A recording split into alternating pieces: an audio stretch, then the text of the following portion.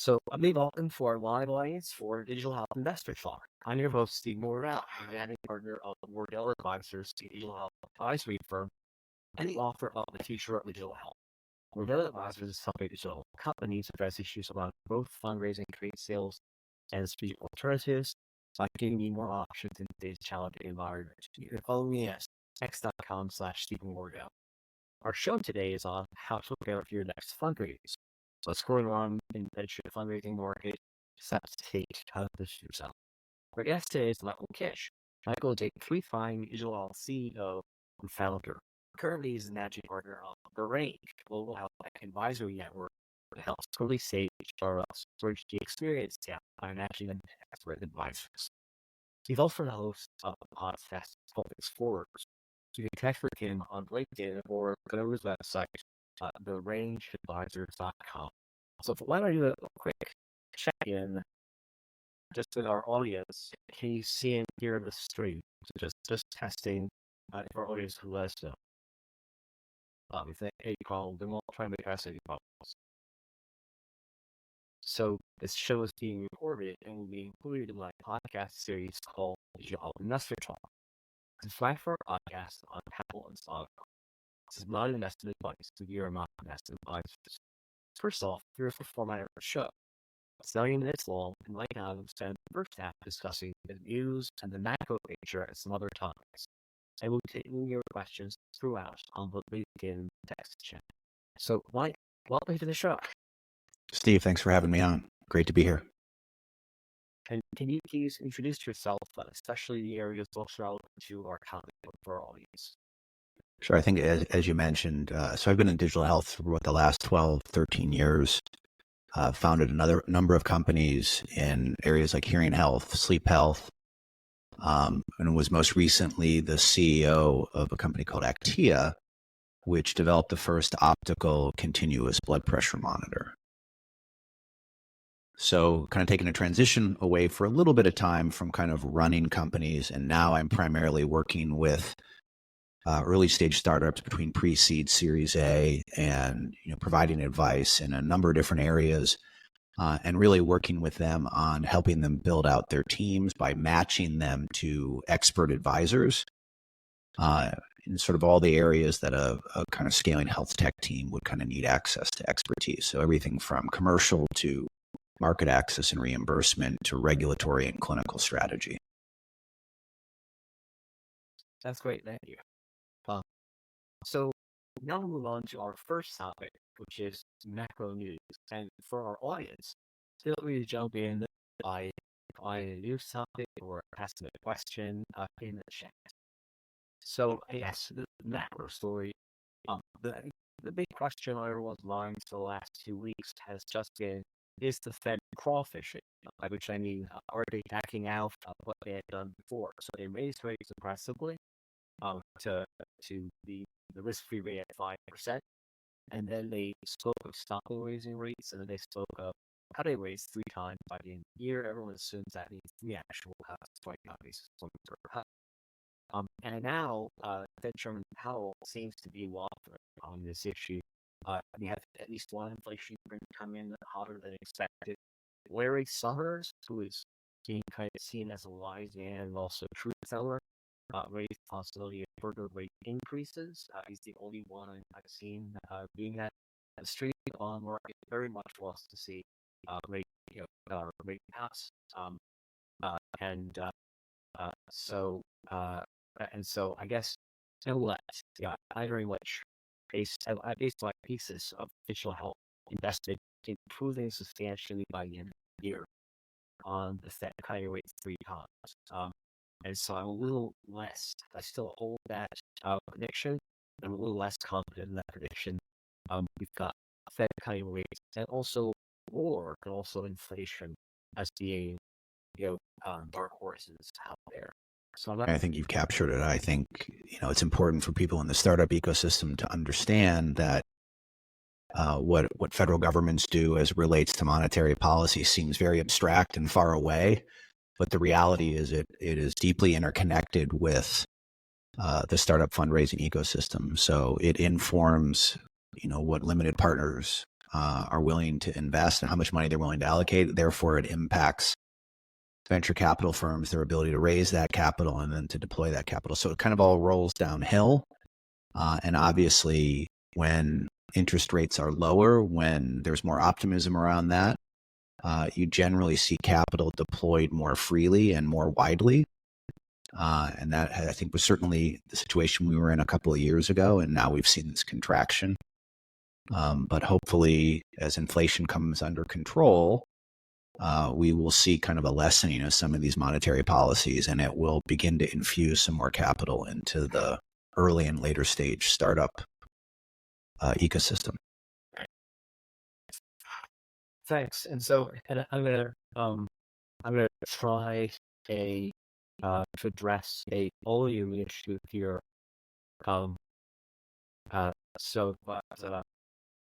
So I also mentioned that the Nasdaq is at 15,700 last I checked. Still pretty strong, down a little bit. And it's not a sort of that grateful because and so I think I'm also mirroring like a piece of what I call DigitalHealth Spring, which is I've heard of high young companies starting to raise A rounds at high valuations, or seeking those high valuations.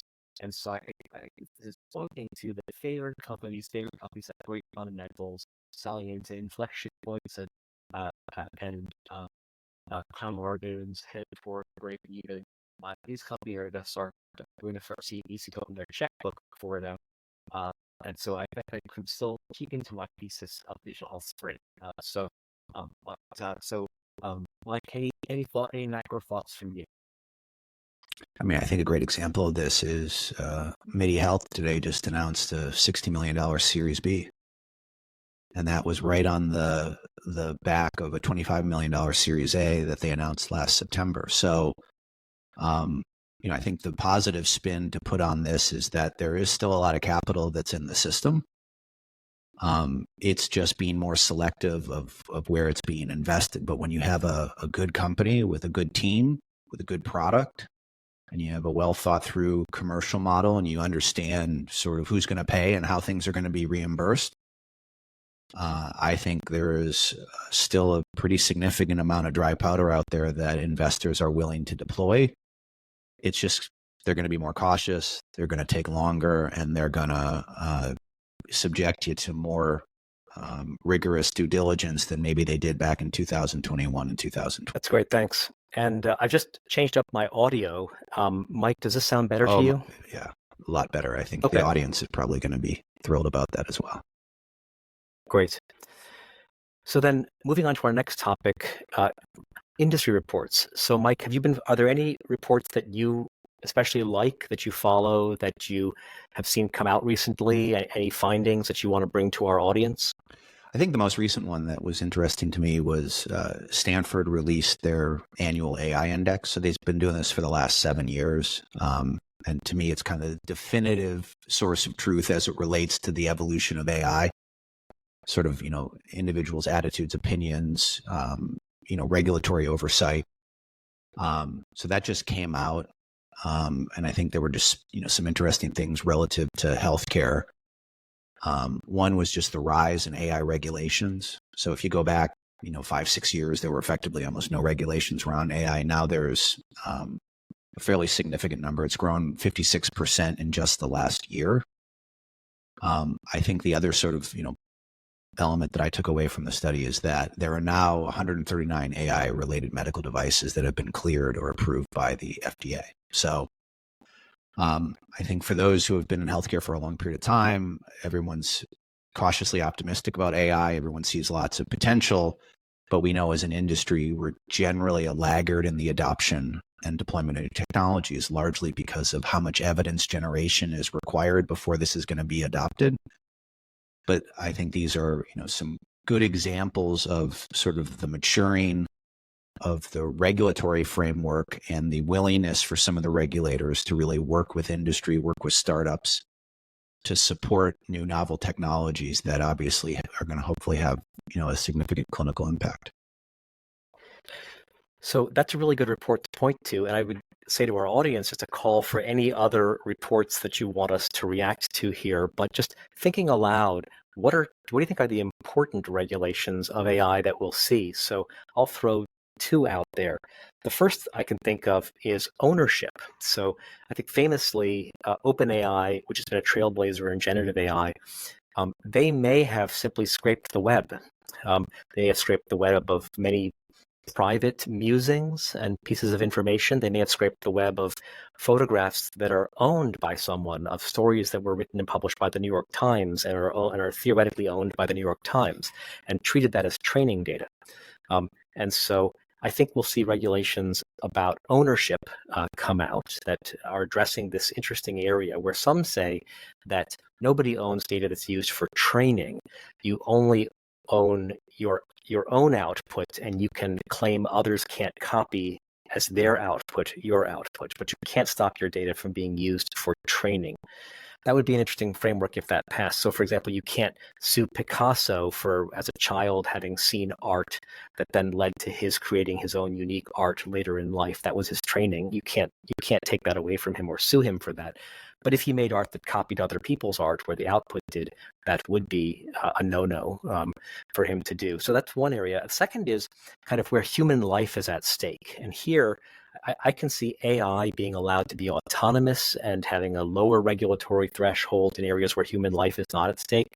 But where human life is at stake, I think we're going to want to see a higher standard. We're going to want AI to always be checked by a human. There's going to be a human responsible. We don't in healthcare want someone to have an adverse health outcome or die, and then have a computer be blamed for it. We want a human, a doctor, to be involved, to be responsible. So do you have any thoughts on regulation?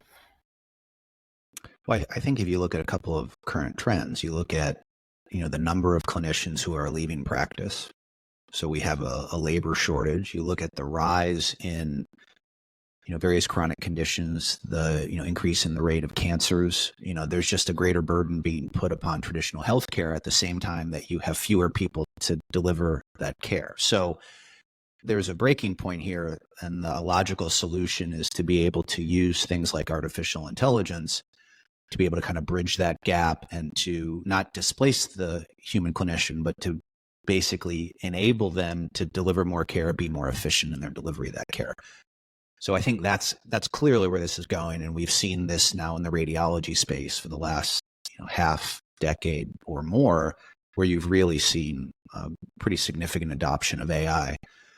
But I do agree with you. I think that for the foreseeable future, there's going to be a supervisory component to AI, where you do want to have a check and a balance. You do want to have the ability just for a human clinician to kind of verify what has been recommended or diagnosed or identified. But at some point, you will get to a point where the AI will be capable enough where it will not require that supervisory element. But I'm not sure we're at that point right now. I talked to a doctor who has become an expert on AI, and the doctor said, at the end of the day, the doctor is responsible for the care they give you and for being right about the care they give you. And they're also responsible for the tools they chose, such as the AI tool they chose. So the AI is a tool that is not responsible for itself fully, but the human who use it and improve it over time and know about its shortcomings, they are responsible. So interesting. That's great. So now we'll move on to the news and trade journal section of our show. For our audience, if you'd like for us to address anything here, go ahead and put stories in the chat. So it still is a tough time in general in the trade journal news. It's still a time, I would say, of more layoffs and wind downs in the news than fundraises. It's still a time where we have a headache from the excesses of the period of 2021, for example. But in that light, I'll also mention that the FDA, it's in the news, the FDA has launched an extended reality enabled initiative for home health care. And the pictures I saw in the news about this were about the elderly in their home, and they're calling it Home as a Healthcare Hub. So this is really interesting to me. And in general, I would say that this is what I would call unexpected FDA progressivism, which is a good thing. So if you cycle back 10 years ago, there very much was a feeling that the FDA was too strict about regulating drugs. The analogy was that you got a rider, the rider is a pharma company on a horse, the horse is a drug, and they're riding and they're trying to do a jump. And the FDA puts that horse jump too high, and then the rider and the horse crash into it and have a terrible fall. And so you had stories of drugs being approved in Europe for 10 years and not being approved in the US, despite having adequate data to being approved in the US, and the FDA was delaying. And so people just saw the FDA as overly conservative.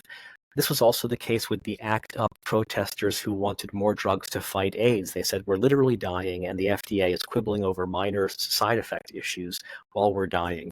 We want the FDA to approve drugs, not stand in the way of approving drugs. So that was the FDA's reputation for a long time, post-World War II through 10 years ago. But starting 10 years ago, we saw things like the FDA be very progressive and accepting and tolerant of things like software as a medical device and digital health. And so I was expecting the FDA to be very conservative, and instead it's been more progressive. And I see this FDA initiative, Home as a Healthcare Hub, as being in line with that. As the FDA still is it wants to give software and digital innovation a chance to grow in healthcare without coming down on its head. So any thoughts on that, Mike? I mean, I've spent a lot of time in Europe as well as dealing with the US FDA. I would say I would caution on assessments of the FDA as an organization becoming more progressive. I would say there are pockets of the FDA that are becoming more progressive. There are divisions that are willing to take more risks in their review and clearance and approval of new novel technologies. But equally, there are groups that are still pretty conservative and in some ways are making it harder for some of those innovations to find their way ultimately into the market. But I think maybe just to quickly contrast the US versus the sort of European regulatory landscapes, Europe has certainly been tightening up. It used to be kind of clearly more progressive than the US. But the FDA, I would say from an SAMD perspective and from the approval of AI-focused medical devices has been a lot more progressive than Europe. Very interesting, thanks. So next I thought I'd call out two acquisitions. So a year ago, we were not seeing any acquisitions except distressed asset purchases. But now we're seeing the company About Healthcare has acquired an AI analytics company, Agility. So Jonathan Shoemaker is the CEO of About. And he said in a press release the acquisition was about connecting people, data, workflows, and systems for care coordination. So, this is a very good thing to see multiple acquisitions per week happening. There's many, many young companies in digital health. Not all of them are going to be unicorns or go public or become consolidators. And the fate for many of the rest, the best fate would be to be acquired. And we saw them not being acquired for a long time. That was very worrying. And now we're seeing, every week I see more and more young companies acquired. They don't look like distressed asset sales to me, not quite. And this first acquisition I'm mentioning, this is an AI play. So a young company with an AI product got acquired for providing value. So that's really great. The second is ShiftMed acquired Career Staff Unlimited, which is a nurse staffing company.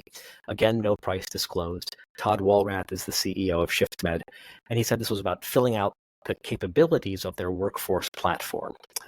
So both of these, it's great to see acquisitions. Staffing has been a huge issue since COVID. COVID made a lot of medical professionals burned out and very unhappy, and they didn't like their staffing deals. It put staffing pressure on hospitals to fill needed roles, and so that was one side of pressure on hospitals, and then it made trained medical professionals very upset with the way things were being run. So that was pressure on the other side of medical professionals. And so that's an area that's been a lot of investment to see, can we run staffing better? Can we use tech in staffing to run staffing better? So those are two hot areas, two acquisitions. It's good to see. Any thoughts on acquisitions, Mike? Well, I mean, I think there's been over $120 billion invested into digital health over the last 5 or 6 years. And so that has fueled a unprecedented amount of technical innovation. What it has not fundamentally changed is how do you sell those technologies into healthcare? So to me, there's a brilliant strategy here to go find those companies who have invested millions of dollars into creating something that's novel and hopefully proving it out, but they just don't have a particularly scalable commercial model. And a company who has the model and is looking for new revenue streams or to sort of add on to their existing product. And this to me feels like an opportunity to go get some really good companies at a relatively inexpensive price. That's great. Thanks. So we have a question from George in our audience who asks, have you heard any pushback from health systems that are working with or invested in by VCs? Starting to hear that the initial data sharing agreements are very much biased towards almost complete VC ownership, but liability remains with health systems, perhaps shared risk liability models. Really, really interesting questions. I haven't heard of this particular problem yet, but oftentimes VCs will. Everyone agrees there's a gold mine in hospital data, and VCs have been going around backing companies and trying to get deals to bring in data from multiple hospitals into a central repository, turn that into a data vendor company, and back that company and have it scale. But I haven't heard of hospitals now thinking that those agreements were too one-sided. Mike, have you been in this world? Have you have any thoughts on this? This is not an area that I've had exposure. I think maybe the one point I'll make is if you look at Reddit when it went IPO recently, one of the most compelling opportunities for them financially was the licensing of their data to the large language model providers.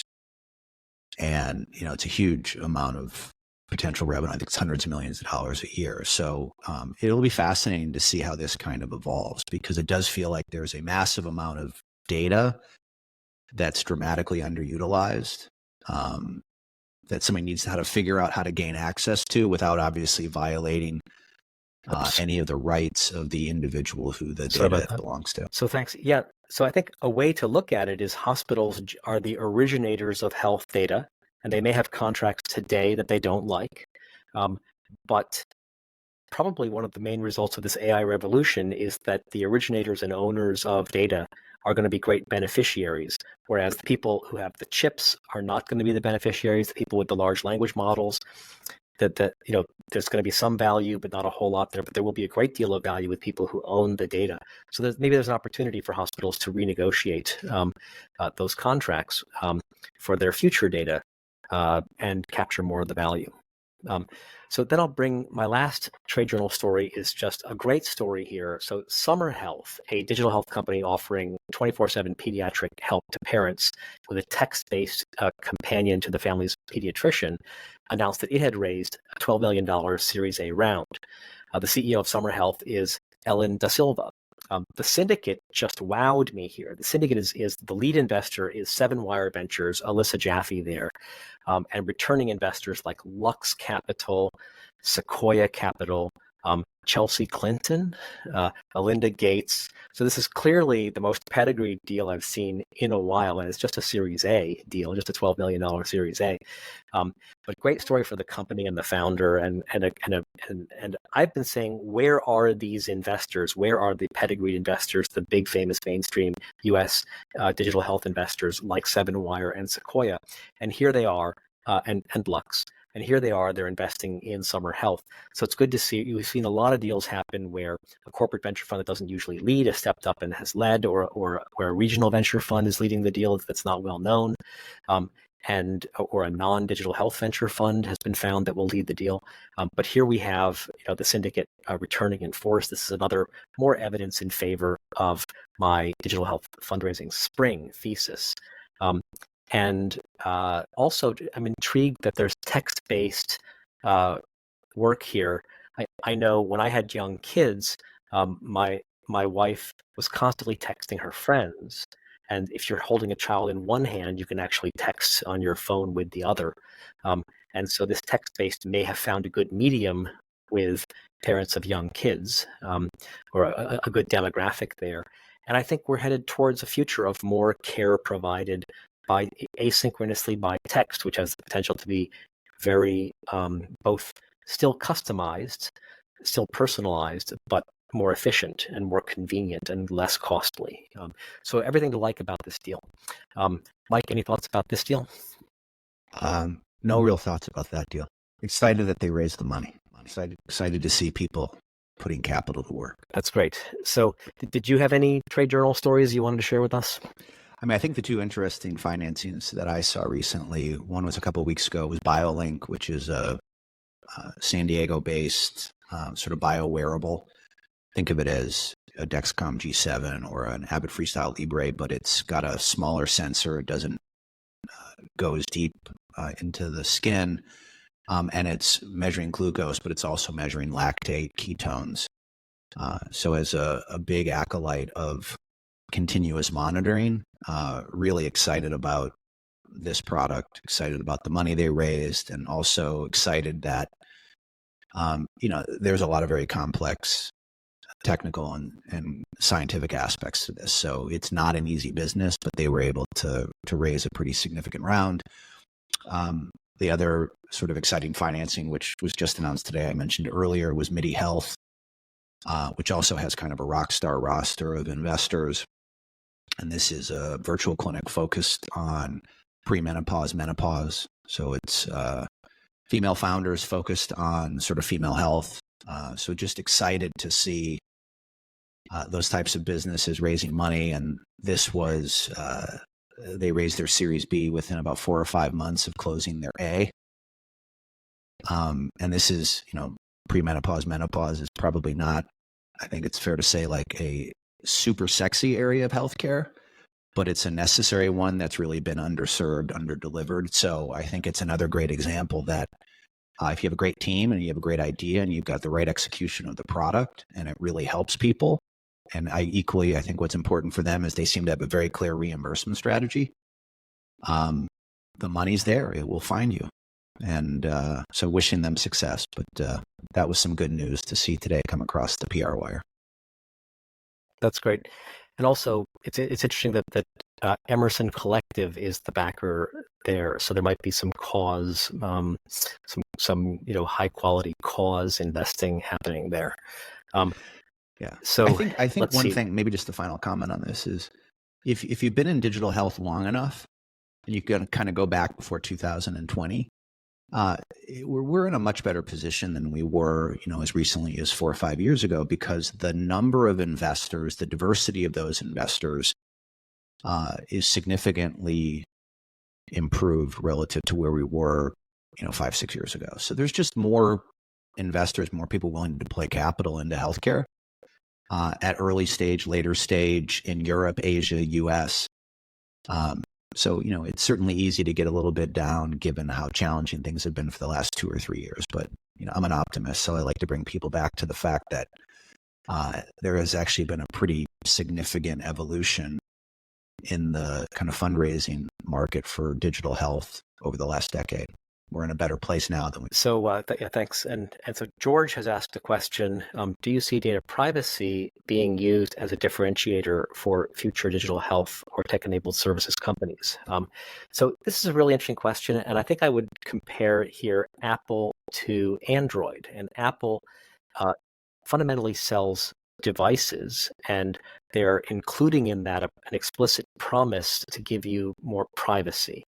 Whereas Android operating system seems to be selling ads, not devices, and can't make that promise. So if you use an Android device, you're more likely to have ad trackers tracking you supposedly anonymously, etc. So would there be a trade-off in healthcare as well? I'd like there to be. I'd like there to be people who come to me and say, we will treat your data with more privacy. I don't see the same dynamic playing out there as we see in Apple versus Android, though. But this is a great question. I'd like to see that. Ideally, we'd have the best practitioners with affordable care offering more privacy. But you may actually not see that. You may see the best practitioners say, I'm the best, people should come to me, and I reserve the right to run this data business off on the side.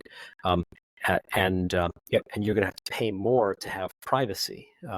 So I hope that we don't have those kinds of trade-offs that exist in our system.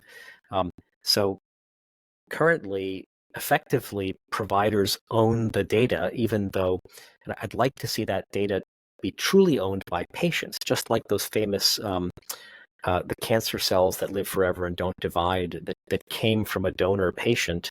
That line of stem cells, that patient was never compensated for that. I think we should say patients own data, and they should have a claim on that data. They should be able to make it public or private and have decision-making authority. They should be able to be compensated for it. I'd like to see that happen. It should happen. I don't see momentum towards that happening, unfortunately. You do see people can opt in or opt out of including their data in scientific research. There's another side to this story, which is not all about money. It's about that there is great good for society if everyone's data is contributed to a central pool with adequate protection of privacy. So you see in places like Iceland and Israel and other places where the government has a centralized claim on all the data and can use it for pandemic purposes or for genetic disease purposes or whatever. And that is a good, and those patients are not being compensated for those advances in research that happen because the data exists. So I don't want to kill that off either. I think there's a great public good that can come from creating these large pools of data where the government decided in advance it wasn't practical to compensate all the patients for that data. They wanted the pooled data anyway. So, George has just mentioned that I was talking about the heatlh cell line, the Henrietta Lacks heatlh cell line. Yes, that's right. So, Mike, any thoughts on this issue? I think if you look at Europe, I think data privacy is much more aggressively marketed as a differentiator for digital health startups because there's a higher level of sensitivity in not every country in Europe, but certainly in specific countries. If you were to look at a Germany, they have a very, very strong emphasis and put a lot of focus on data privacy. So, don't know if that's really kind of carried over to the US at this point, but in Europe, absolutely, it is one of the determinants or the evaluators that someone looks at when they're buying a digital health product. Great.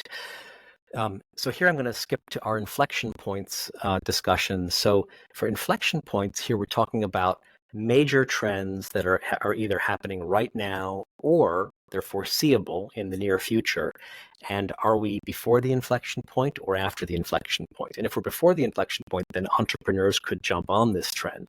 And I'm going to say that before inflection point means adoption at under 10% of the relevant demographic. And after inflection means adoption at over 50%. So here I'll call out, I'll mention two that I'm following and my opinion on them. So are pharma clinical leaders accepting that clinical trials will be run using decentralization technology? So here, I think that we're past the inflection point on this. I think that clinical leaders have been quite conservative in the past. They're so concerned about just doing a trial correctly that they weren't worried about adding new technology that could be more efficient or lead to better outcomes. They just wanted to copy the way the last successful clinical trial had been done.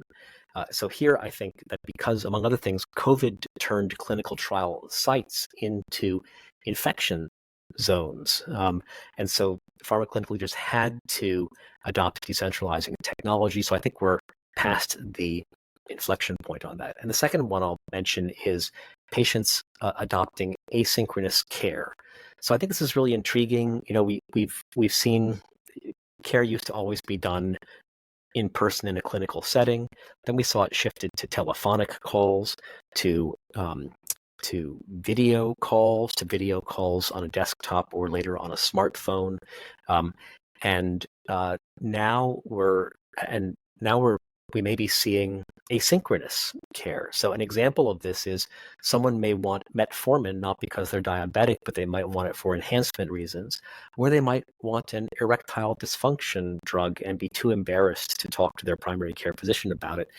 They do an interview by asynchronous text with a site that has a prescriber behind the site, and they get a prescription. So that's asynchronous care. And we also just saw this example of the parenting app that does text-based care support there. I'm not sure how asynchronous or synchronous that is. But I'm going to say that this has great potential for the future in primary care and other areas. Also mental health, interestingly. I think one of Teladoc's mental health programs is asynchronous text. I think we are at before the inflection point, and so I think this would be a great trend to jump on. Mike, any thoughts on those, or any trends of your own that you want to make calls on? I mean, I think certainly on decentralized clinical trials, that's kind of gone past the inflection point. I would actually maybe counter on the asynchronous. I feel like that's past the inflection point as well.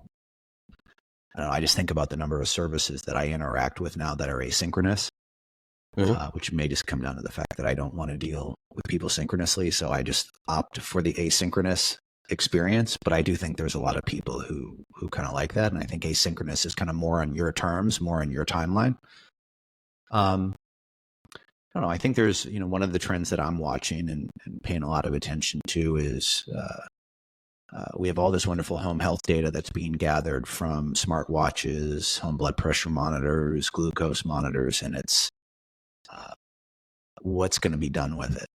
Like, it doesn't feel like we have a particularly good understanding or a set of solutions on how you can actually capture, integrate that data, summarize it, and then provide feedback to the user. So it feels like there's a lot of products that have been built. There's a lot of things being measured. It doesn't feel like there's a lot of integration of that data in a way that is particularly relevant or useful to a patient or useful to a provider. So that one's before the curve. There's a lot of data, but that's something I think that bears close watching over time. Very interesting. Yeah. So much data being generated. Some is sort of under the authority of your provider, and others could be you yourself. You buy a clinical grade blood pressure monitor, take your own data. Will your doctor even want to hear about it? Could you use it yourself? If your doctor's generating the data, will they actually store it and use it? So it's a really good question. Store and use it beyond the nearest term purposes for you directly. Now I'll shift on to upcoming conferences. So here we do a little overview of what's coming up and a review of whether you should care about this conference and want to go to it.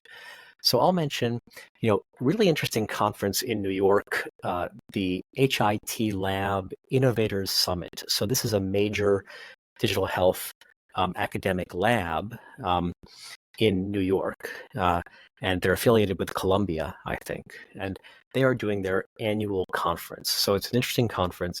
It's not a trade show. It's not an investor conference. It's sort of a thought leadership conference. But in conjunction with this, the city of New York, and this is coming up May 6 to 8 in New York, and in conjunction with this in New York, there is the Health Innovation Week. So this is New York's attempt to copy San Francisco, basically. San Francisco has the Health Festival the second week of January, built around the JP Morgan Healthcare Conference. And New York City has chosen to copy them 4 months later in May with the Health Innovation Week. And so this is in general a great week to go to New York. It's a great excuse for founders and CEOs. I would say go to New York. And it's a time to meet with prospective customers in New York, if you have them there, and with New York investors there. People will be in meeting mode. You could have the excuse, I'm in town for Health Innovation Week. Would you like to meet? You can also go to this conference. The conference is May 6 to 8. Health Innovation Week is May 5th to 9th. But this is a good one every year to schedule in to go to New York that week and get get done meetings that you want to get done that drive your agenda forward. So also there's the Reuters Digital Health Conference, May 14th to 15th. I didn't know about this, and I think me and my friends don't usually go to conferences put on by news organizations. Like the Wall Street Journal has done stuff, Reuters has done stuff, Bloomberg has done stuff. But I saw that Matthew Holt is going, and he's the founder of Health 2.0, and I saw the speakers looked good. So this is San Diego, May 14th to 15th in San Diego, and I think their claim to fame is that 50% of the top health systems are attending. So if you sell to health systems, this may be a good one to go to for those reasons. If you're in San Diego or you sell to health systems, so so those are our two conferences. I guess, Mike, just to react, are you familiar with those conferences? Do you have anything you want to pass on about them? I'm familiar with Reuters Digital Health. And since I live in San Diego, I recommend everyone come. The weather will still be nice at that particular time before we get to the June gloom. So that's the one that I have some familiarity with. That's great. And has that been going on for a while in San Diego? I believe it has, yeah. Very cool. Yeah, there is a reason, especially people who work at larger companies, to figure out what conferences are going on in places like Florida and San Diego and trying to go every year. But I definitely have liked the exponential medicine conferences I've been to in San Diego.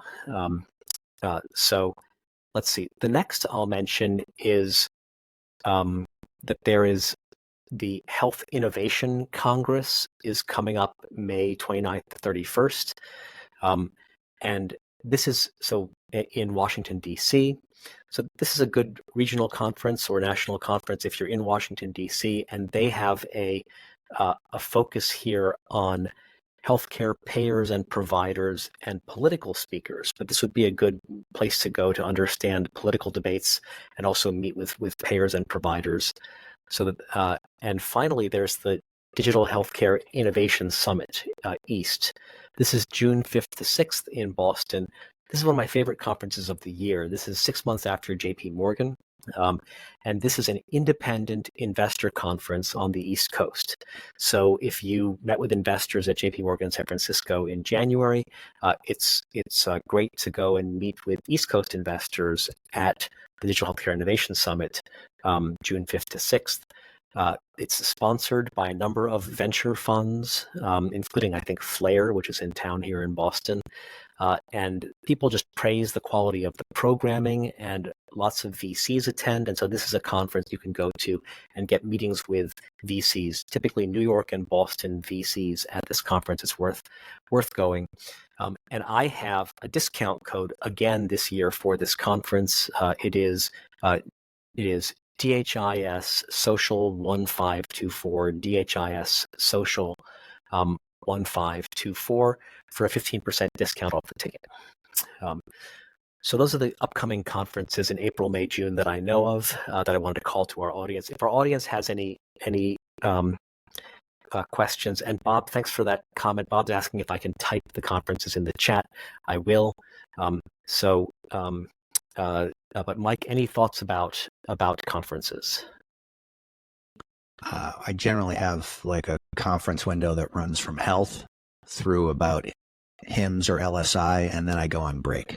So that's kind of my strategy on conferences. So I'm waiting till Rock Health in September. That's kind of the next time that I'll emerge from my cave and go to an event. And I associate Rock Health Conference with CEOs of young companies, so seed, A, B type companies, and then they're getting great programming about the issues and problems of the sector from Rock Health. Is that what you go for? I just always think that it's a great place to kind of, in a relatively short period of time, get kind of a pulse of what's going on in the early stage ecosystem. And obviously Rock Health is one of the best, if not the best, as it relates to research and sort of providing insights as to what's going on. So I just always feel like it's one of the more useful conferences to attend. And then, health follows it reasonably closely. I'm always a big fan of health. which once again also kind of appeals to the earlier stage digital health ecosystem. But there's a lot of, good industry players there. There's a lot of investors. So those are the two that I have a tendency to get most excited about. And then obviously every year there's a pilgrimage to San Francisco in January for JP Morgan to figure out how much money I have to pay to borrow a table in a bar for an hour to have a meeting. Thank you. And Alex has said that there's a lot of great digital health events in New York City for Tech Week, June 3rd to 6th. So this is different than the Health Innovation Week. So thank you, Alex. That's great. I might go to both of those. So Health Innovation Week in May and Tech Week in June in New York City. So Mike, so JP Morgan happens in January. It's kind of a flawed conference, and HIMSS happens in every year, and it has some issues too. So JP Morgan is fundamentally JP Morgan's investor conference, which these days is focused on public biotech. But this giant innovation community has grown up around it. But the people are unhappy with the fact they have to go to JP Morgan if they're not part of public biotech, because there's no programming. They're just showing up. They're trying to do meetings, and it's cold and rainy in San Francisco. And San Francisco has had some sort of self-inflicted disasters that make it an unpleasant city to visit. And you have to do a lot of work to get meetings beforehand to make your time worthwhile. There's no place to go. There's nothing to do. You're not allowed into the Westin St. Francis where the biotech conference is going on. And so I think that the health people, Jonathan Weiner and others, just were very clever to create the health conference, which is often in September or October in Las Vegas. And they capture people who want to go there so I see health as primarily an investor conference, but it wants to be more. It wants to be a trade show. It wants to be, other things as well. But they've made an attractive place to go, all in one giant convention center in Las Vegas, to capture all of those multiple, the sort of three-ring circus that built itself up around that JP Morgan conference. And then they also built the Vive conference to go after HIMSS. So HIMSS, has this original base in the hospital CIO, and so I think Jonathan Weiner built Vive to be about all innovation across all payers and providers to go after HIMSS. So health is meant to be a JP Morgan killer, and Vive is meant to be a HIMSS killer, I think. And I like both of the new conferences. So yeah, I would say the value of JP Morgan and the value of health primarily is, in a span of 2 or 3 days, you've just got a concentration of potential investors. And so, particularly coming out of the pandemic, it was a nice, efficient way to actually be in person, even if it was for 15 to 30 minutes, to see as many investors as possible. So that's generally why I go to those events. I'm not going into the Westin and sitting that's not my time or focus. But I'm certainly going to a lot of evening events, going to a lot of breakfast meetings, lunch meetings, coffee, and you just have a chance to be super efficient with your time and meet a lot of people. Great. So now personal notices. So I guess my personal notices are that my next show is on Wednesday, May 8th, and the topic is the venture model a bust in healthcare, with guest Sam Toole, who's a partner at Primary Ventures in New York. So looking forward to that topic. That's kind of it's a topic that a lot of VCs have been throwing around lately and looking at alternatives to the conventional venture model in digital health. And then for our Boston area members, I hope to see you at my next drinks night, which will be in downtown Boston with Ren Room of Boston Millennia Partners, talking about trends in digital health investing. And you can find the details to all of these on my Eventbrite page at stevenwardell.eventbrite.com. So, Mike, do you have any personal appearances coming up? No personal appearances, but we do have the latest episode of our Health Explorers podcast. This is done with Dr. Jay Shah, and we typically are talking to early stage innovators who have developed some novel technology, new startup. We've had, the co-founder of Omada, the founder and CEO of Clearly on, and they're just kind of talking about their founding journey, what they've learned, the mistakes they've made. So our next episode will release on Tuesday, May 7th, and it features Dr. Dan Azaguri. Dan is the director of the Stanford Biodesign Fellowship Program, which is a really fascinating program to kind of teach people the process of how to build medical technologies. And a number of the companies that have kind of emerged from the fellowship program include Shockwave Medical, which obviously has just had a successful piece of news, heatlh, Viz.ai, iRhythm are a number of the companies where the founders went through the biodesign program. So we're going to talk to Dan, and he's got a lot of really fascinating points about how people should think about understanding customer needs and then developing technologies to those needs. That's really great. Thanks. Well, so good. Well, so now we've reached the halfway point, so we're moving on to the second half of our show, which is how to prepare for your next fundraise. Mike, I think you've thought a lot about this. You have kind of a body of knowledge that you want to talk about. So let me just kick it off with when should you start preparing for your next fundraise? Pretty much the moment that you receive the check or the wire from your current fundraise. So, this isn't going to be great news for the audience, but because nobody likes raising money, everybody generally dislikes the process. So they want to get through it as quickly as possible and then forget about it and not have to think about it for as long as possible. But I think when you're in a market like the market we're in today, where the goalpost is constantly shifting, like fundraising just has to be something you as a CEO are thinking about practically every day. And so one of the tricks that I would always do was, the moment that you would close a round and everyone would be excited and, the pressure would release for a brief moment, and you could get everybody together and you could kind of do a fun exercise to draft what the next pitch deck was going to be. And you wouldn't obviously build like really detailed slides or anything like that, but it was a great way to kind of keep people focused on this reality that as an early stage startup, you're really going from, one milestone to the next milestone, from one round of financing to the next round of financing.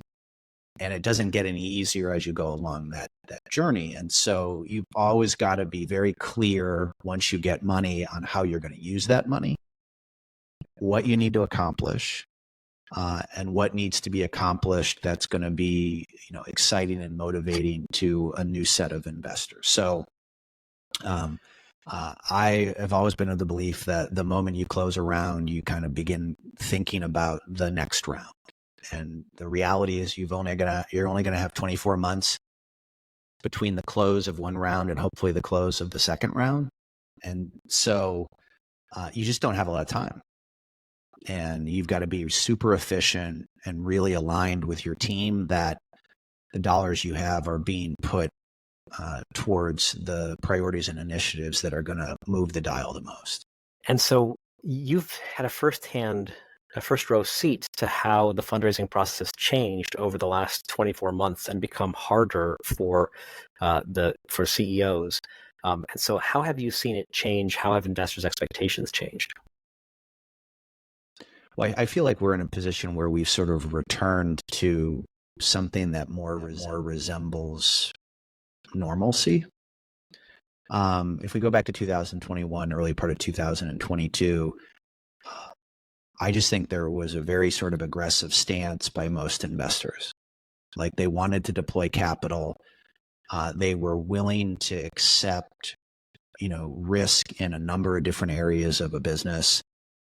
And because there were enough investors who were competing for, a relatively small number of high quality deals, the founder or the CEO was able to exert a pretty significant influence over the process and the timeline. And, as a CEO, the more you can exert influence over that process and timeline, the better it's going to work out for you and the more favorable set of terms that you're going to get. And so now if we look at what's going on today, there's still a lot of capital. There's still a lot of investors who are investing. It's just they're not in a rush. They're going to take their time, and they're going to use that time to go deeper into more aspects of your business. And they are going to be willing to accept significant risk in fewer areas of your business. So maybe in the past, someone would be like, oh, okay, the regulatory pathway, it's a little bit uncertain, but I think they'll get there. And the commercial strategy hasn't really been thought through, but like the product's great. And, we think they're going to be able to figure it out. I don't think investors are willing to do that at this point. Like they really want to see that the thought has gone into all aspects of your business and that you can articulate a clear strategy and a clear execution plan. And I think for early stage businesses, this pushes them out of their comfort zone a lot sooner than maybe 2 or 3 years ago. And it really forces them to move beyond just the technology and to be thinking about reimbursement and to be thinking about regulatory and commercial go-to-market, which generally is the area that most early stage companies are least resourced in and they're least familiar with. And investors are expecting to see like well-articulated strategies in those areas now far sooner than they did 2 years ago. By the way, have you, just for our audience, have you seen sort of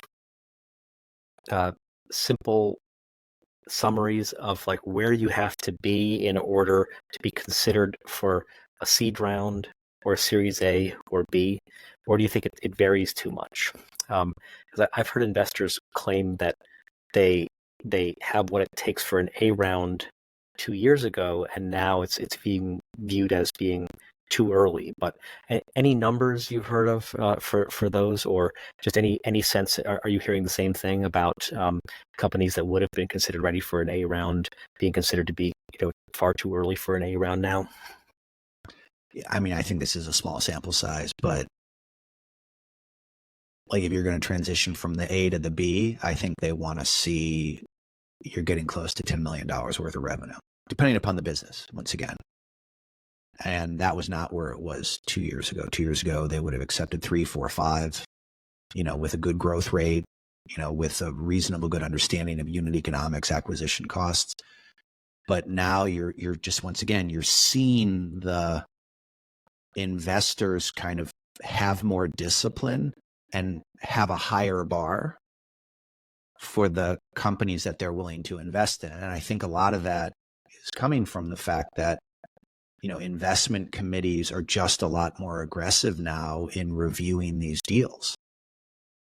And, that's always important for, founders and CEOs to grasp, is that, you could have a really positive relationship with an individual at a VC firm, but like they are just one person amongst a collective. And that collective is really testing these deals far more aggressively than they were 2+ years ago. And so, having something that looks exceptional or having something that looks like it's an outlier in a positive way is what's kind of becoming necessary to move things through IC a lot more quickly at a favorable set of terms. Any other thoughts about how investors' expectations have evolved over the last 24 months? I think the one thing to like really get specific into, and I see this all the time, is having a good technology with some basic clinical evidence is no longer good enough. They want to see that you have a very clear commercial strategy. You know who's going to pay for this, how you're going to get paid, to what degree you're going to get paid. There is just a lot greater emphasis on that. And I think part of that is due to the fact that we're in a more conservative economic environment. Part of it is also due to the fact that if you look at why most digital health companies fail, it's typically related to commercial.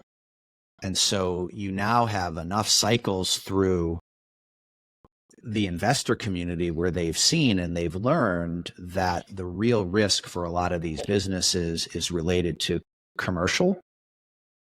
And so they really want to vet that far more heavily now than maybe they were 2 or 3 years ago. So you've got companies who raised money 2.5 years ago, and they are meeting the standards of 2.5 years ago. And they also belt tightened as well. They were told you got to belt tighten, and that was tough, and they belt tightened. And now they're showing up and they're hearing the standards got raised, and there's no appeal committee to this. And so that means that they could face a down round or not get funded. Yeah, I mean, there's a lot of grumbling when if you've raised an A 2.5 years ago and you got 4 term sheets and you're like, I'm on top of the world, like everybody thinks this is great. It's a humbling experience when you go back out 24, 30 months later and you're struggling to get a term sheet, even though you've made a pretty significant progression in the business. Like, that's a really hard thing to take. Like I did what I set out to do. I hit my milestones. I used this capital wisely. I created value, and then you're ultimately not being recognized for that value creation.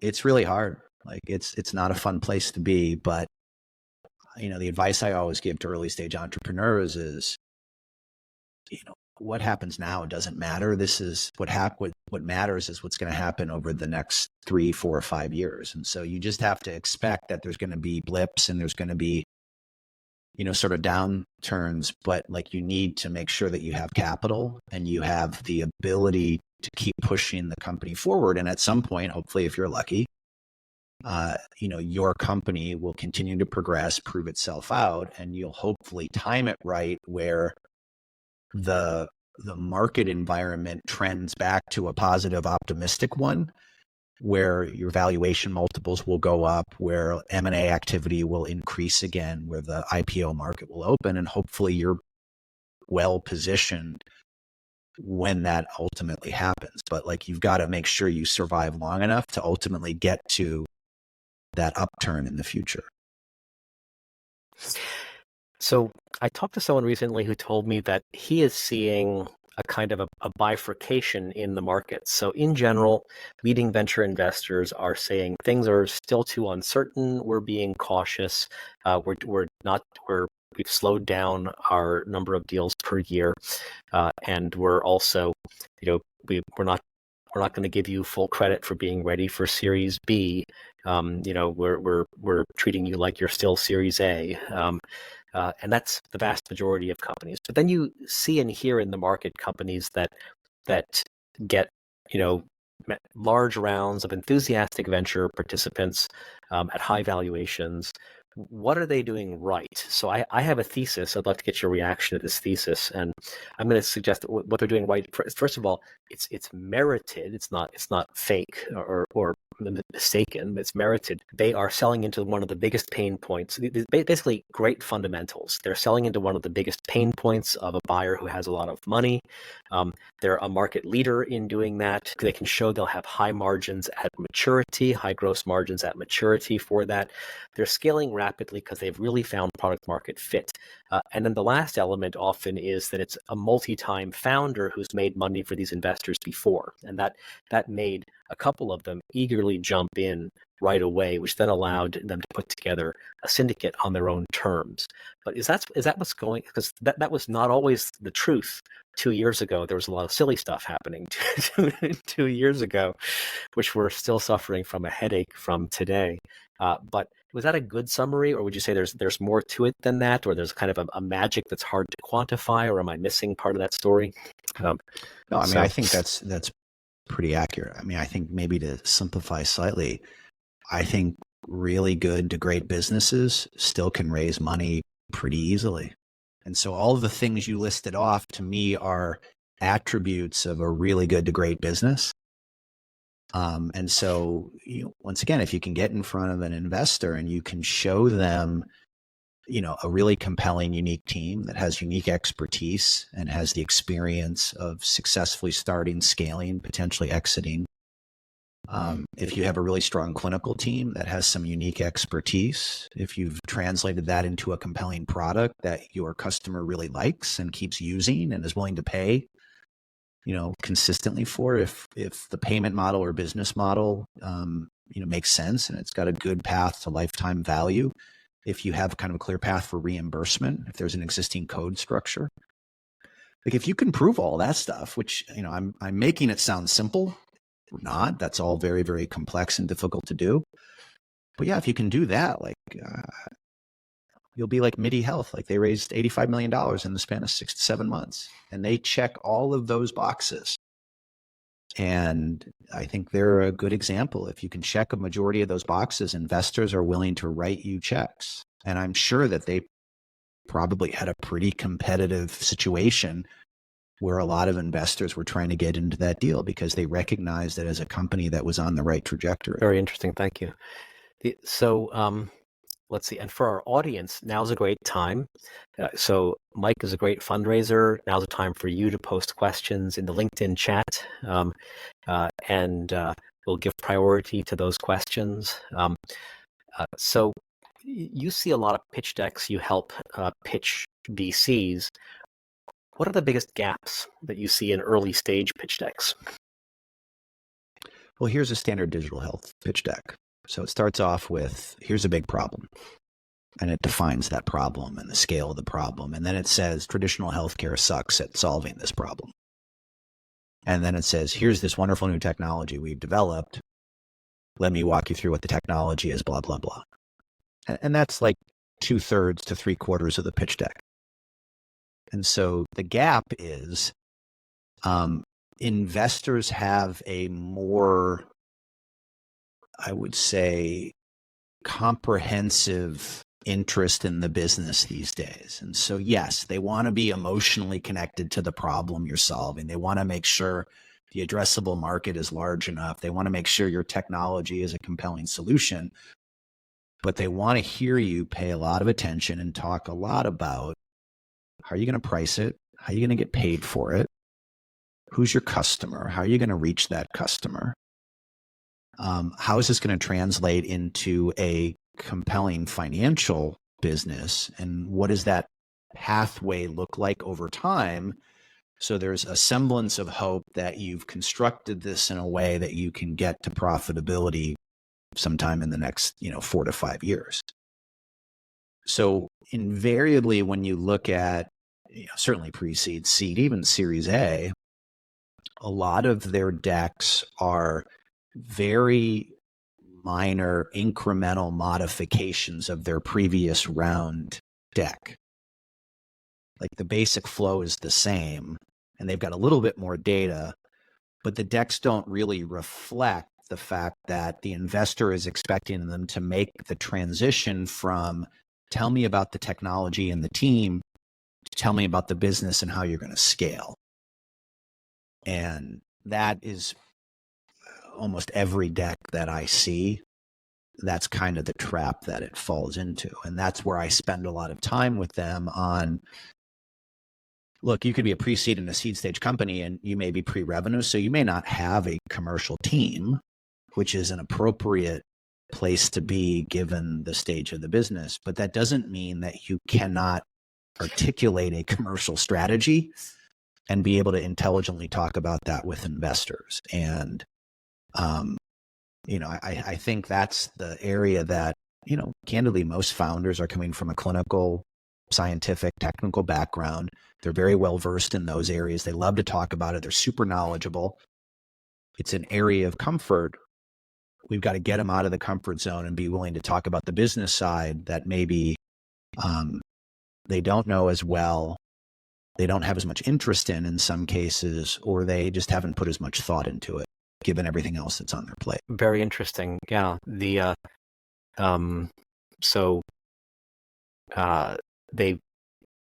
To get to an A or B round, you need to be much more commercially minded than you did 2 years ago. It sounds like.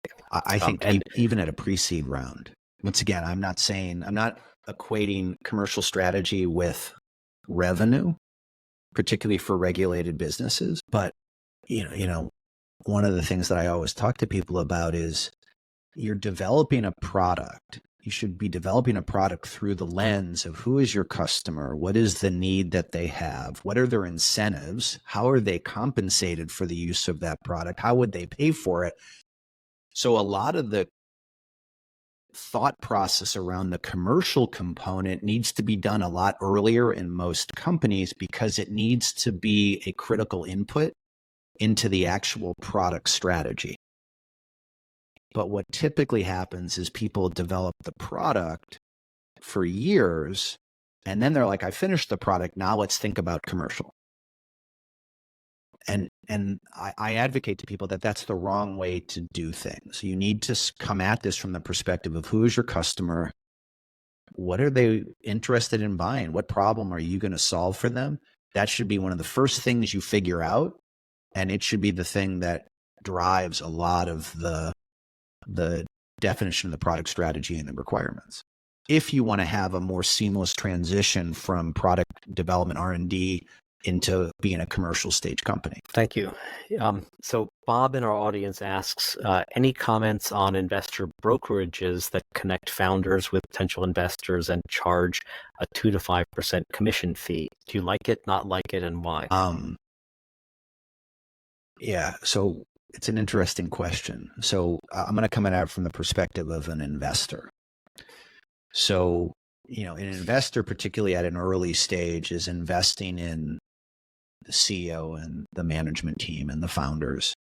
And so they want to see that the founding team and management can, hustle and find their introductions, and that they can run the process on their own.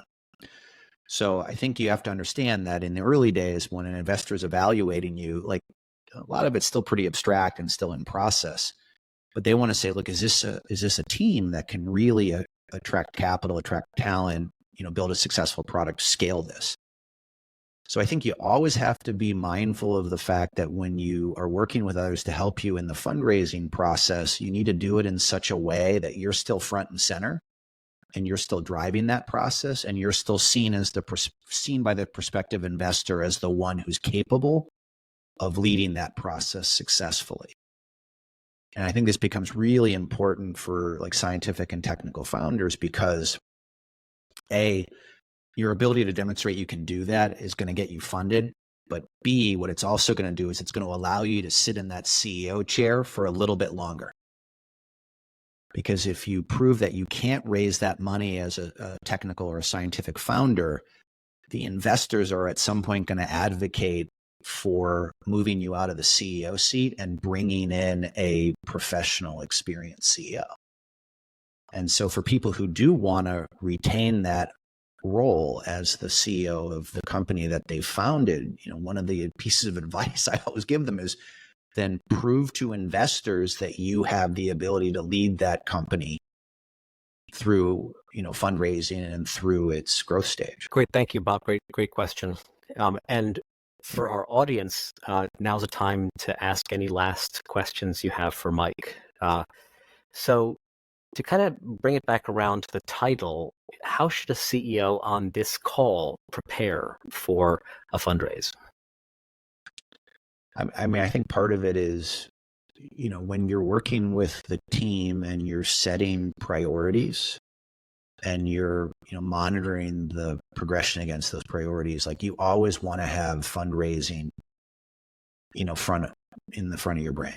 Like you want to be looking at everything the company's doing through the lens of how is this going to translate into the story and the narrative that I'm going to need to present to investors. So, once again, I'm not a fan of thinking of financing as an episodic event. To me, it is like a continuous journey where you have sort of times where there's a peak level of intensity and focus and other times where there's less emphasis and focus, but it's always got to be kind of part of the calculus and how you are sort of making decisions and how you're leading the team and how you're holding the team accountable. I think it's super important, even when you're not in like hardcore financing mode, to be paying attention to what's going on in the fundraising market. How are things changing? Talking to fellow CEOs, talking to your investors.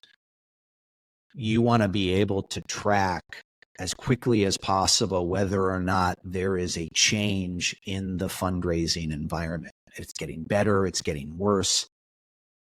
because once again, you want to be as prepared as early as possible so you can respond to that. If you need to be thinking about, wow, we're going to fall short on the milestone, I need to figure out how to extend runway to make sure I get to the milestone that's going to be meaningful to the next group of investors. And unfortunately, too often people fundraise, they shut their brain off related to fundraising. They go drive execution for 24 months, build a pitch deck, go out and raise, and then they have the unpleasant surprise of realizing that what they've achieved is no longer good enough. So you just have to mitigate that risk, and you have to kind of always have your antenna up and always be paying attention to make sure you have a good understanding of what investors are going to be looking for when you do have to go back out and ask for more. So let's imagine that you have a plan, and your plan is you're going to start talking to investors in January, so several months from now, with a Series B fundraise in mind. You're going to start your Series B fundraise in January, and you have enough cash to get you to that point. Should you be talking to investors all the time now, or does the fact that you're not raising a round now mean you have nothing to talk about? Or is now a great time to meet new investors for the first time, and you're not raising a round, so you're taking up their time, but there's no fundraise? How would you think about that? I think you should. And it takes up a lot of your time to manage this.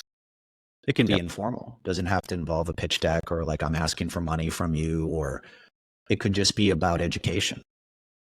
It could be about meeting somebody who has an interest in the business, and maybe they came in after the close of the previous round and they missed it. But maybe they could be a participant in the next round.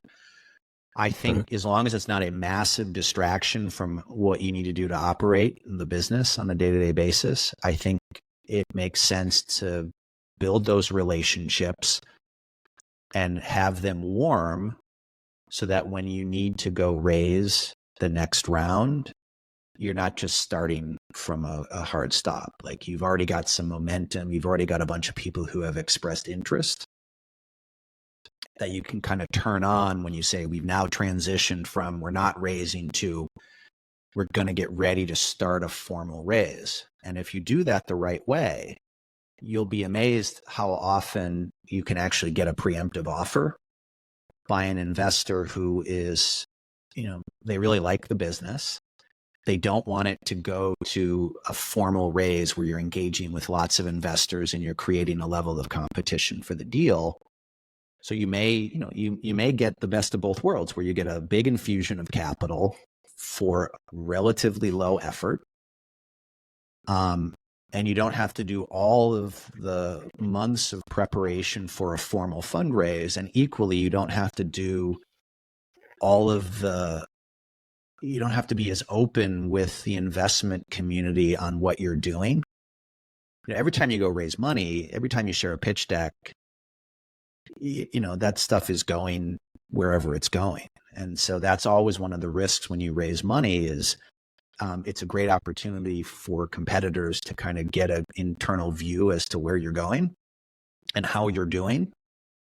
So you always just have to kind of understand that, if you could raise a lot of money without being particularly open-ended in how many people you're talking to, that's kind of the best of both worlds.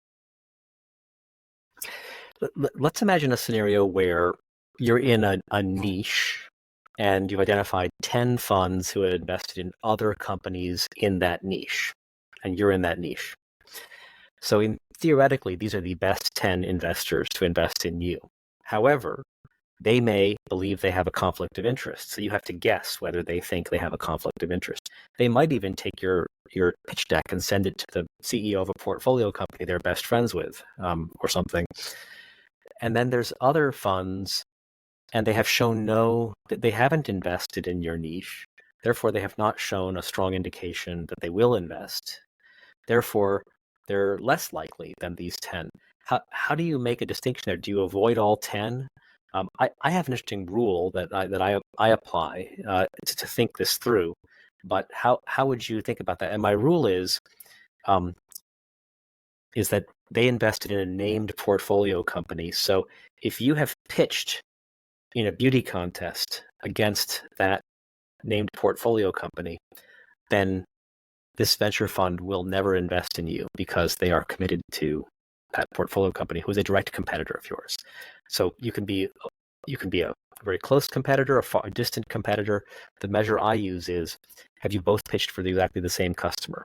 And if you have, then you're a direct competitor to this portfolio company, and that VC can't invest in you because it would be a conflict with their existing portfolio. But how do you look at that? Because otherwise you're going to funds that have never invested in your niche, and how productive is that? Yeah, honestly, I haven't run into a lot of situations where, given the nature of the businesses that I started or was running, they were all pretty unique. So there were not a lot of direct competitors. There were people who were maybe competitive adjacent. And so, generally what we would do either through one of our current investors or through a direct relationship is, we would have like a preliminary call, and it would just be, non-confidential information like, look, this is in general what we're doing. It was nothing much deeper than what was probably available on a public website. But it was just, do you guys see this as competitive? We would oftentimes articulate whether or not we saw it as competitive. And sometimes you kind of agree to go your separate ways because, it's probably going to be a conflict for them. And we're concerned about information kind of being shared with others who we don't want to share it with. But I don't necessarily have a hard and fast rule because sometimes you find that those investors have a really strong thesis around that particular area. And as long as they're not directly competitive, but they're somewhat complementary, it's an area they already have a lot of knowledge on. So they're already educated.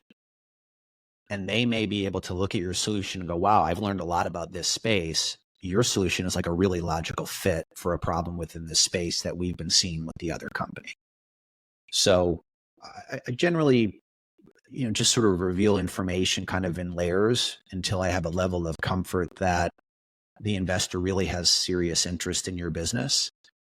And there's a lower probability that the deck is going to find its way into the hands of somebody I don't want to have see our information.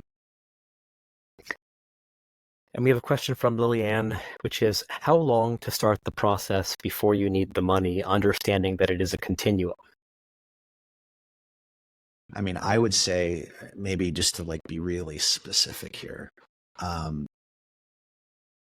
think you want to budget these days 6 months to 7 months for your fundraising process. And the start of that is like the building of the materials necessary to pitch investors. So that would be your deck, an updated financial model, a data room. You want to give yourself, probably, 1 to 1.5 months to kind of develop those materials. Hopefully it's not like a radical, if you've raised money before, hopefully this is not like a radical new reinvention. Like you've got a lot of these assets that just need to be evolved. But I think you want to give yourself 4.5+ months to actually be able to engage with investors, if not a little longer than that. Because once again, they're going to be slow.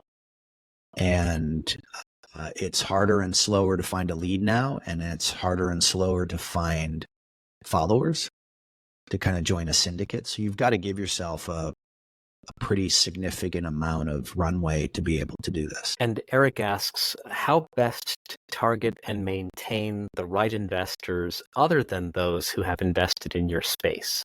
So how would you, identify the most likely if they haven't given a big signal like they've invested in your space? Yeah, I mean, it's a good question. I mean, a lot of those people you're just probably not going to chat with. But what I've always found fascinating about the venture community is, candidly, as a founder or as a CEO, we really have very little understanding of what their interests are or what their investment thesis is. And so, I think a lot of it's just through organic conversation. And equally, I think a lot of it's just trial and error. I wish I could say that there was like a super efficient way to do this. There really is not. And I would say almost every round that I've ever raised, I think I'm always surprised by who ends up participating. Like I always go in with like, oh yeah, investment firm ABC, like this is totally in their sweet spot. And then you go and talk to them and they're like, well, we're between funds, or, we've deployed too much capital in this area, and invariably it's always somebody who you didn't think about initially that sort of emerges as, hey, we just raised a new fund. We're looking at digital health more seriously. This is a particular area that's really compelling to us. And, so I think you just have to be open-minded and not be closed off to kind of any and all, reasonable options. That's great. And I would add to that I think there's a lot of synergies for investors within the major budgets of healthcare. I'll explain what I mean by those. And it's hard for them to go to other budgets in healthcare. They do it, but it's a harder leap. So what I mean by that is that if you have software that helps to automate clinical trials, what is the budget that sells into? Well, that sells into the pharma clinical leader and the pharma clinical tech budget. That's what that sells into. So there's venture funds, there's pharma tech venture funds who invest in the pharma clinical tech budget, software products and services that sell into the pharma clinical tech budget. You go a little wider than that, and now you're talking about all pharma budgets. So what are all pharma budgets? There's the pharma commercial budget. That's companies like Viva sell into that, or IQVIA sells into that. There's the pharma clinical budget. There's the pharma discovery and early stage development budget, and there's the pharma infrastructure budget. And those are all different with different buyers, but they share a certain commonality. So a fund that invests in the pharma commercial budget is a fund that would not find it too much of a stretch to invest in the pharma clinical budget. Then there's also the provider tech budget. That's hospitals and medical practices. And you got the CIO budget and the CFO budget and the radiology budget for tech and other budgets like that, but they're unified by the fact that they're all selling to providers. There's also the payer tech budget, and that's plan managers at payers and Medicare Advantage plans or commercial plans, or it's the infrastructure budget, claims management budget there, et cetera. But they're all unified under payer tech. And so I think, if your niche, so this is for Eric's question, if your niche is selling to the pharma clinical leader, then funds that invest in any of those pharma spaces are more likely to be interested in you and invest in you than funds that have only ever invested in the payer tech space and the employer health tech space, but have never invested in the pharma tech space, for example. So I think that's how I think about what's the wider circle. If 12 funds have invested in your subsector, the wider sector is the pharma tech budget, and there's many funds. There's over 30 funds that do that kind of investing. So, yeah, I think it's super important to have a really expansive view of who your potential investor could be. So, you've obviously got kind of traditional venture capital firms. Some of them are kind of technology first, moving in digital health. You still have, medical device investment firms. You still have pharma, but you have a lot of strategics, and there's a lot of diversity in those strategics. And they deploy capital, and equally, they can provide a lot of strategic assistance and value to your business, oftentimes in a way that a pure financial investor is not going to be able to assist you. So I do know that, for instance, like in Europe, there's a lot of comfort that a lot of VCs come by when they see a strategic cap table. And, you have to be careful about the way you structure that. You don't want to create a signal where you're sort of a captured company and the kind of exit is preordained, like people are not attracted to that. But you can structure your agreements with strategics where you're both getting their capital, but you're equally getting access to their expertise, to their distribution. And they can provide a huge amount of credibility and comfort to, your customers, as well as to other potential investors you're trying to get to join the syndicate. And I think one of the positive things, if you kind of look at the fundraising trends over the last 2 years, is the strategic. Their investment levels have stayed a little bit more consistent than the kind of pure VC community. And so one last question from our audience, from Eric again. Is there any negative or positive for an EU company coming to the US VCs for the first time? And so I'll frame that by saying, for your answer, why don't you address an EU digital health company, so a software company, as opposed to a biotech company, let's say. So an EU software company coming to the US VCs for the first time. I think, if you went back 5-6 years ago, maybe there would be a little bit of bias. I think the reality is a lot of American VCs have recognized there's a bit of an arbitrage with Europe. There's a massive base of clinical, technical, and scientific talent that exists in Europe. What Europe still is a little bit behind the US on is the ecosystems are not as robust, and there is not as much kind of commercial and leadership talent around early stage digital health. But the technical skill set and capability and bench is quite broad and quite deep. So as someone who led a Swiss-based company for 3+ years, I never had any resistance to the fact that it originated in Europe. That was where its initial base of commercial activity was. I think at the end of the day, people saw that as just a logical opportunity. What they wanted to make sure in the US, and what they paid a huge amount of attention to, is they wanted to make sure that that European-based company had built a team in the US that understood the unique aspects of the US healthcare landscape. And they understood they had network, they had relationships, they understood how to sell product, they understood reimbursement, they understood regulatory.